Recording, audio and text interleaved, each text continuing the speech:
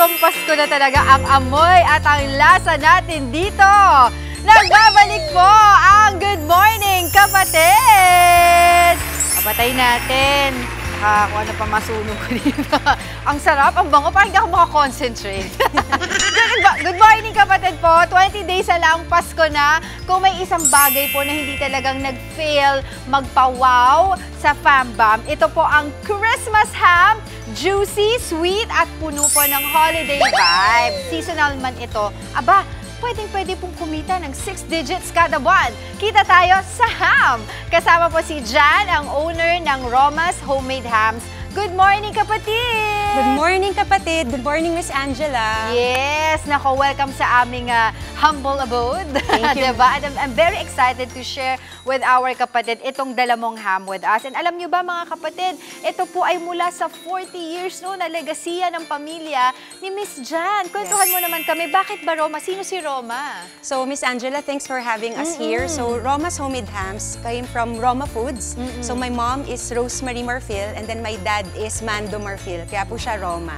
At ang recipe na ito ay mula sa iyong mama and papa? Actually, I'm already the 3rd generation. So, ang recipe is galing sa lola ko pa po. Talagang legasiya na to, na Yes. talagang inyong itinutupad. Ano-ano bang klaseng ham itong dala mo for us? Okay. So, ito po yung mga products po ng Roma's Homemade Hams. So, this is our bestseller po, the Roma's Premium Rolled Ham. Ito yan. Opo, whole meat po yan na may layer of fat. So, Okay. paboritong-paborito po yan pag Pasko. And then we also have the sweet loaf ham, which is more of a breakfast ham po, Miss Angela. And this is also one of our best sellers. It's the whole chicken ham.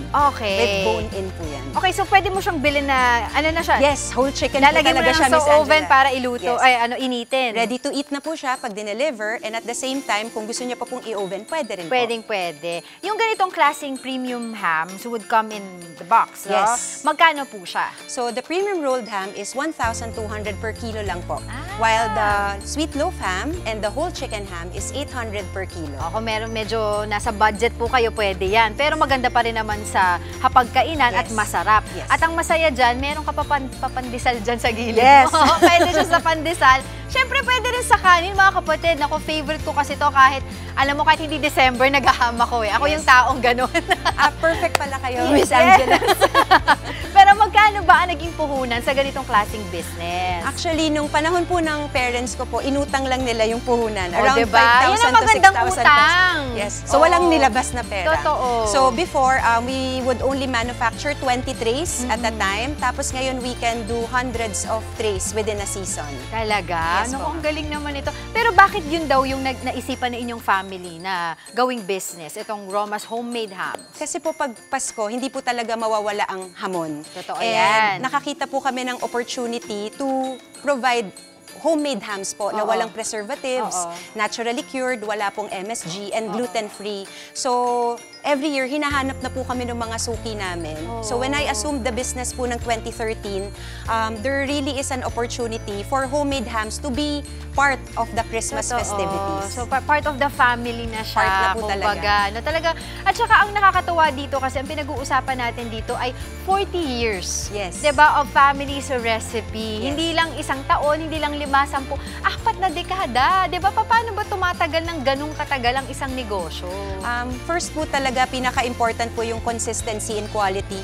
I agree. Opo. Kailangan po kung paano po nila unang na-enjoy yung ham, dapat year on year, ganun pa rin po yung lasang binabalikan nila. I love it. Tradition po talaga eh, Oo. para hindi po sila ma-disappoint. Oo. And then second po is customer service. Kasi pag Pasko, dapat po masaya.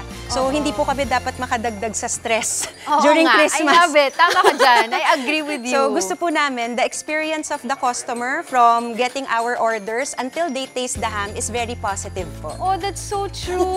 Ano, tama yun kasi with the rush that is going on Yes. right now during Christmas season, ayaw mo na talagang uminit yung ulo Yes. mo. So, pag-order pa lang sa inyo, alam mo na, Yes. diba, kalmado tayo, Yes. sagot mo na ang aming hamon. Correct Parang po. ganon. Actually, Miss Angela, kala nila malaki yung team namin. Oo. But to ensure the good customer service, ako po talaga from order taking to talking to the customers, even taking care of the deliveries and production. I love it kasi ako always yan, motto ko yan, consistency builds credibility. Yes po. Diba? So kayo ay diba, consistent kayo na ganito yung lasa ng hamon ninyo sa inyong customer, ay talagang babalik-balikan kayo ng inyong mga customer. We're grateful po talaga. Okay. So anong shelf life nitong mga hams? So because our hams are naturally cured, it can keep its original quality and juiciness even up to a year in the freezer.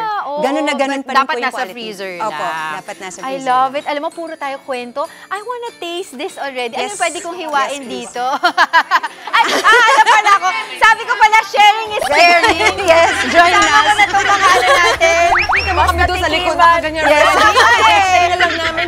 Papasok lang po kami pagtikim-tikim. Good morning po. Good morning Ayun, kapatid. yan. Ito ating I mga can- barkada dito. Okay. Ating mga... So, ready po ako. O, ikaw So, na. we prepared the charcuterie board as well. So, that's the sweet loaf ham. And, syempre, we're very proud to show po the premium rolled ham. So, pwede nyo pong Ayun i-taste na yan. lang. And I'll also carve po para sa inyong mga Ayan. kapatid. Paano ba mag-carve na ham? Pakita natin. Ayan. Yan. Carving So, tayo ngayon. very tender po siya. Itabi mo ito para para makita makita dyan. nila. So, let's push that away para makita nila yung Ayan. So, Ang juicy din. very juicy po siya. Sobrang natakam ako kanina pa nung tinutorch ko siya. Ay, ikaw ba? Ako yung nag-torch. Si Miss Angela po ang nag-torch. Ang galing mo mag-torch, ha? Miss Angela, naghahanap po kami ng employees. Hi, Angela! It's an honor to be part of your legacy. Tikim na po. Opo, 40 years. Sige, doon ako. May sauce Ikaw po dito, sir. Doon ka sa may, ano, sa may Pandesal. pandesal na lang tayo, Pandesal. Mami Chiki. You can Ito pa taste rin. the pandesal as well. Sa may Sarap pandesal. nito. I'll get it na. Yes, ma'am. Tikman na natin. Sa mga kapatid, habang tinitikman natin ito, sa mga kapatid natin gusto magkaroon ng sarili nilang negosyo, ano ba yung asenso tips mo for them? So first, kailangan po i-perfect po talaga yung product na it's worth enjoying and sharing with loved ones. Again, consistency in quality and consistency in good service po.